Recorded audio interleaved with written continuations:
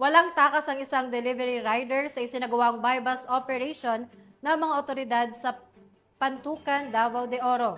Magbabalita dyan si Patrolwoman Mariel Maydong Kilab.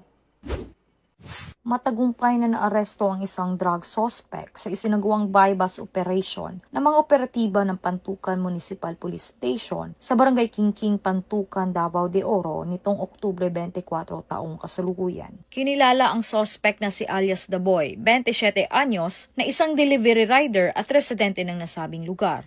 Nakumpiska mula sa suspect ang 6 na maliliit na pakete ng hinihinalang shabu na may standard drug price na 20,400 pesos, bypass money, pocket size na timbangan at sling bag. Kasalukuyang nasa kustodiya ng nasabing istasyon ang suspect at naharap ngayon sa kasong paglabag sa RA 9165 o ang Comprehensive Dangerous Drugs Act of 2002. Patuloy namang nananawagan ang kapulisan sa publiko upang mapanatili ang kapayapaan at kaayusan sa komunidad.